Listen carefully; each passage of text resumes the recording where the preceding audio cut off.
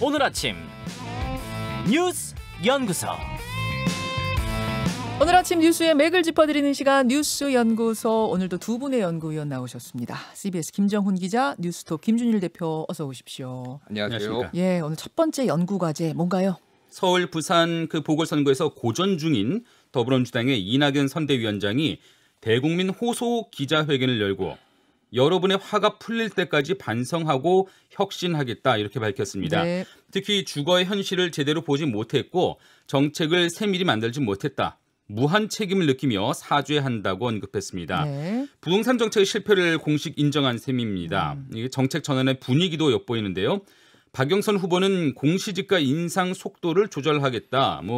공공 민간 참여형 재건축 재개발 추진하겠다. 이런 공약도 내놓은 바가 있죠. 그렇죠. 이런 가운데 이재명 경기도지사는 집값 폭등의 주역인 주택 임대 사업자에 대한 특혜를 폐지하고 조세 부담을 강화해야 한다고까지 했네요. 이게 문재인 정부 초기에 마련한 임대주택 등록 그 활성화 방안을 정면 부정하는 목소리라 더 주목이 됩니다. 자, 김준일 대표. 예. 일단 사과 모드로 들어간 느낌이에요, 여당이. 일단 이번 주 들어서 이제 이런 기류가 역력했어요. 사흘 전에 그 최고위원회의에서 김종민, 양향자 최고위원들이 오만했다. 그렇죠. 이러면서 이제 사과를 냈고. 네. 이제 이낙연 대표도 그저께 성북구 정릉시장에서 여러분 화나고 속상하신 거 잘 안다. 고양이에게 생선 가게 맡긴 것에 대해서 후회된다. 죄송하다 이런 말을 했어요. 그리고 어제는 이제 공식적으로 기자회견까지 한 거예요. 네. 그래서 이 기류는 첫 번째는 아무리 오세훈, 박형준 후보의 개인 비리 의혹을 폭로를 해도 지지율은 오히려 지금 더 벌어지고 있어요. 먹히질 않는 거죠. 전혀 먹히질 않는데 한마디로 이제 후보 검증, 네거티브 이게 이제 안 먹힌다라는 거. 그러면 그 근본 원인이 지금 여당에 대한 심판론, 불만, 불신 이런 것들이 쌓여서라고 이제 판단을 한 거죠. 다만 이제 이게 약간 타이밍적으로 더 빨리 했어야 되는 거 아니냐. 지금 이제 너무 늦은 거 아니냐 이런 얘기들이 나오고 있는 거고요. 이제 다음 내년 대선까지 영향 줄 수 있다 이러다가는 2030 돌아선 이게 민심이 지금 무섭다라는 것들을 내부에서 지금 인식을 하고 있다라는 거고요. 이재명 지사 같은 경우에는 이제 좀 표면과 좀 속내를 봐야 돼요. 그러니까 지금 이 부동산 사태가 지금 임대 사업자들이 어떤 탐욕 이런 것 때문에 이 지금 벌어졌다라고 읽히거든요. 겉으로만 보면은. 그러니까 그들의 특혜를 없애야 된다. 다 환수해야 된다라는 건데 이게 그러니까 일견 맞는 부분이 있죠. 근데 이제 이게 어떤 맥락을 가지고 있냐면은 2017년 8월 2일에 8.2 대책을 내면서 투기 조정지구, 투기 과열지구를 지정을 하고 강력한 규제 대책을 냅니다. 예. 근데 그해 12월에 네. 민간 임대사업자 등록제도를 실시를 해요. 이게 김수현 정책실장이 주도를 한 것인데 뭐냐면 한마디로 임대사업자 집을 여러 채 사서 임대사업자 등록을 해서 제공을 하면은 종부세 합산과세 면제. 예를 들면 집이 100채가 있더라도 그거를 다 임대사업자 85제곱미터 이하로 임대사업자 등록을 하면 종부세 안 내는 겁니다. 엄청난 혜택이에요, 사실은. 그리고 양도세도 거의 65% 면제해주고 이런 것들을 하면서 사실 이때부터 시그널이 돼가지고 막 돈 있는 사람들이 혜택이 있으니까 집을 사 모으기 시작했고 그러니까 이게 이제 사람들이 영끌하면서 부동산 시장에 올라타고 집값이 급등했거든요. 그러니까 사실은 이거는 문재인 정부가 실패한 거예요, 부동산 정책을. 근데 이제 이거 행간에 보면은 결국은 문재인 정부를 우회적으로 비판을 한 것이고 결국은 차별화하겠다. 이게 겉으로 보기에는 임대사업자가 문제다라고 공격을 했지만은 사실은 이제 문재인 정부 이제 인기 떨어지고 있잖아요. 향후 역대 정권 차기 후보들은 항상 차별화 전략, 현 정부 비판하고 그러니까 이제 앞으로 이제 이재명 지사의 차별화 전략이 본격화되는 신호탄이다 이렇게 봐야 될 것 같아요. 그러니까 어제 이재명 지사가 내놓은 거 그 하나만 보면은 작은 걸로 보이지만 전체적인 흐름을 읽어보면 차별화 전략의 첫 신호탄이다 이렇게 읽는다는 말씀이시죠. 예. 김정훈 기자. 네, 저는 여권의 반성 모드에 대해서 저도 한마디 더 덧붙이겠습니다. 지금 반성을 할 수밖에 없는 게 사과를 할 수밖에 없는 게 악재가 계속 이어지고 있기 때문이죠. 예. 민주당 박주민 의원마저도 임대차 3법 통과 전에 임대료를 올린 사실이 드러나서 또 파문이 일고 있고요. 이렇게 되니까 사과할 수밖에 없습니다. 그런데 여전히 뒷심을 모으고 있는 그 여권 지지층은 좀 혼란을 겪는 그런 모습도 보여요. 일각에서는 이제라도 적극 사과해야 한다라는 목소리가 분명히 있긴 하지만 다른 쪽은 여기서 흔들려서는 안 된다. 이렇게 입장이 나뉘고 있는 그런 상황인 것 같거든요. 지지층의 입장이. 그렇습니다. 또 무엇에 대해서 반성하느냐를 두고도 내부 논란이 있을 수가 있는데요. 어제 이낙연 대표는 국민 여러분의 분노가 LH 사태 때문만은 아니라는 것도 잘 알고 있습니다. 이렇게 말을 했는데 그럼 LH 사태를 넘어선 다른 잘못된 지점들이 그럼 무엇이었느냐? 이렇게 그 부분에 대해서는 정확히 언급을 하지는 않았어요. 예를 들어서 검찰 개혁이든 뭐 인사든 그동안 무엇이 잘못됐느냐 이렇게 항변을 하던 그 부분까지도 스스로 옳지 않았다고 이렇게 인정을 한 것인지 그것은 아닌지 아무튼 뭐 사과 여부 또 그 반성의 지점을 두고는 아직 여권 안에서 확실히 정리가 안 된 것 같고 만에 하나 이게 선거 결과가 기대 이하라면 그 내부에서의 책임 공방은 더 뜨겁게 타오를 것 같습니다. 선거 후에 혼란상 만약 질 경우 만약 원하는 결과가 안 나올 경우 뭐 이런 것까지도 좀 내다본다는 말씀이세요. 자, 잠시 후에 박영선 후보 연결합니다. 박영선 후보 연결해서 이런저런 이야기들 더 들어보도록 하고 두 번째 뉴스로 가죠. 선거 열기가 지금 달아오르면서 곳곳에서 선거관리위원회의 판단을 두고 논란이 이어지고 있어요. 선관위요? 네. 우선 여성단체들이 보궐선거 왜 하죠? 우리는 성평등에 투표한다. 이런 현수막을 내걸려고 했는데 선관위는 투표 행위에 영향을 줄 수 있다면서 이를 불허했습니다. 국민의힘 측은 이를 비롯해서 특정 정당 기호를 연상하게 하는 TBS의 이 숫자 1 합시다 캠페인 등의 문제 없다고 판단한 선관위를 찾아가서 항의를 하기도 했어요. 예. 그런가 하면 중앙선관위는 봄이 오면 사내들의 사전투표해라고 적힌 현수막이 이거는 또 더불어민주당을 떠올릴 수 있게 한다면서 사용 금지 결정을 했습니다. 잠깐만요. 봄이 오면 사내들의 사전투표회가 왜 더불어민주당을 떠올려요? 더불어민주당이 다시 봄 이런 슬로건을 좀 내세우고 있거든요. 그러니까 그래서? 봄이라는 키워드가 좀 겹친다. 예. 예. 또 뭐 같은 이유로 서울 마포구에서는 마포 1번가 홍보 현수막과 예. 구민 제한 접수 창구인 그 파란 우체통이 마찬가지로 민주당을 파란 떠올릴 수 있게 우체통. 한다는 이유로 마포 철거가 1번가. 됐습니다. 예. 야, 뭐 요맘때면은 항상 나오는 논란들이긴 한데 이번엔 좀 더 많네요. 예. 일단 한 두 가지 문제를 좀 지적을 할 수 있을 것 같아요. 이제 선관위의 입장이 이해는 되죠. 그런데 너무 과도하다. 이를테면 규제가 오락가락한다라는 건데 이를테면은 지난 총선에 네. 공무원들한테 가이드라인도 내렸어요. 좋아요 누르지 말라고 페이스북이나 트위터에 한 번 누르는 건 괜찮은데 반복적으로 누르면은 선거법 위반이다. 그건 무슨 말?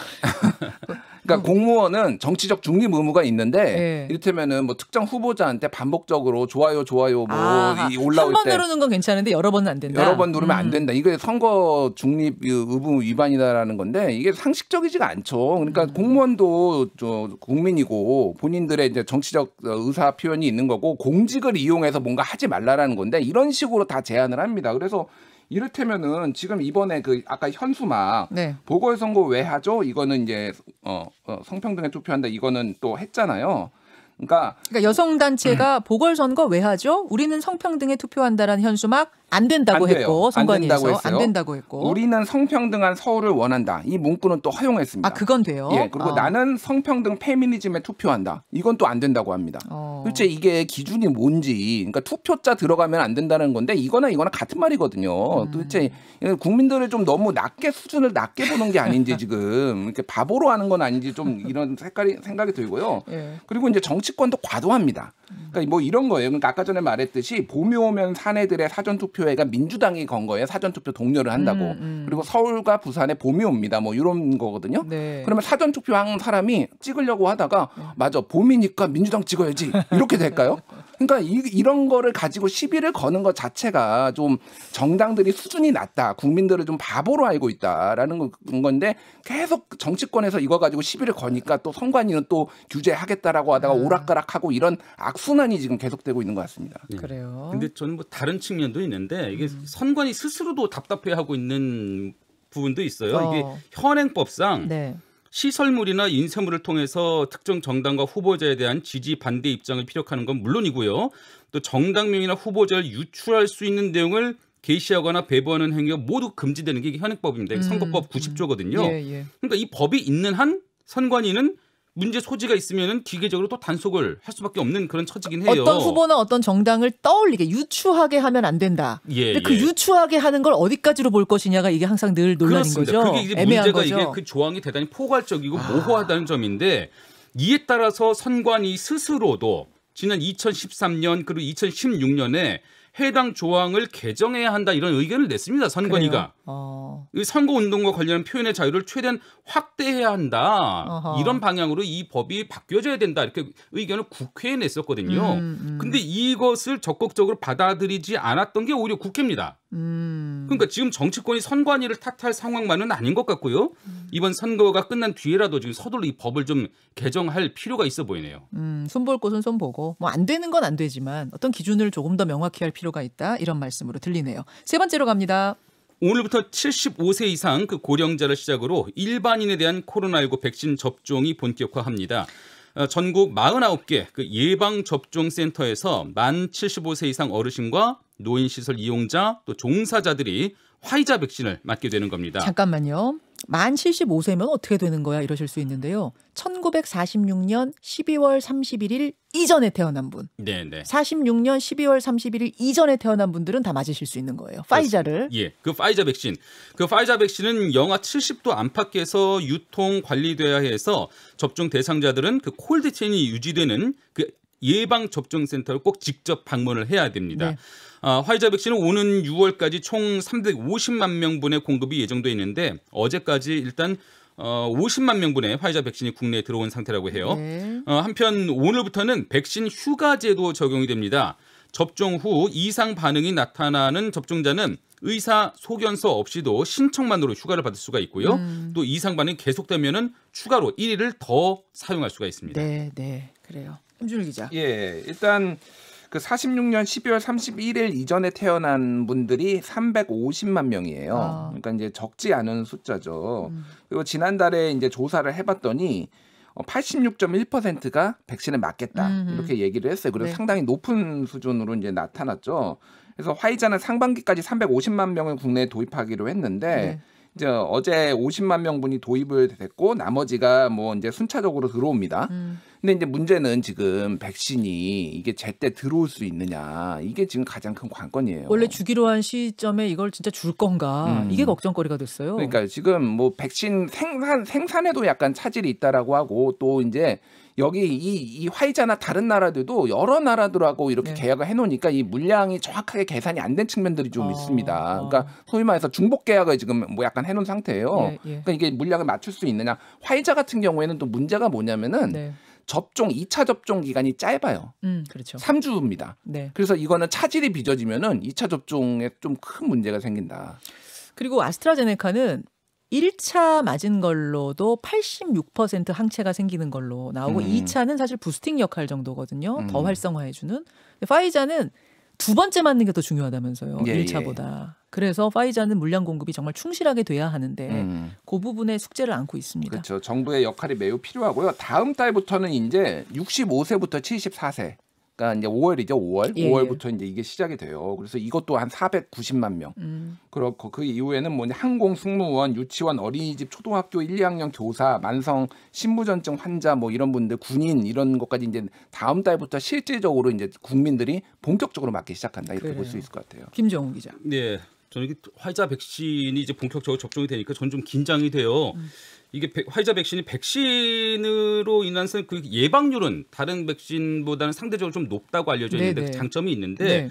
유통 관리가 까다로운 게 이게 좀 단점입니다. 콜드 체인. 예. 맞아요. 그러니까 접종을 하려면은 해동하고 희석하는 그 사용 전 처리 과정을 거쳐야 되고요. 무엇보다 말씀하신 것처럼 영하 60도에서 90도 사이로 유지되는 그 콜드 체인을 쭉 유지를 해야 되거든요. 그렇죠. 예, 그래서 물론 우리나라도 계속 좀 사전에 인프라를 좀 계속 갖춰 놓긴 했지만은 이게 지난해 기억하시는 것처럼 독감 백신 그 유통 과정에서 사고도 한 번 있었습니다. 예, 예. 이게 한 번이라도 유사한 사건이 있다면은 또 백신에 대한 그 과도한 우려가 확 번질 수 있기 때문에요. 이 콜드 체인에 대한 문제 관리하시는 분들 2번, 3번 철저히 좀 관리를 점검을 해주셨으면 좋겠습니다. 예, 여기까지 오늘의 뉴스연구소 수고하셨습니다. 감사합니다. 김현정의 뉴스쇼는 청취자 여러분의 참여로 이루어집니다. 트위터, 페이스북, 레인보우 게시판, 그리고 단문 50원, 장문 100원의 유료 문자 샵 1212, 우물정 1212 통해 참여하실 수 있습니다. 김현정의 뉴스쇼, 여러분과 함께 만듭니다.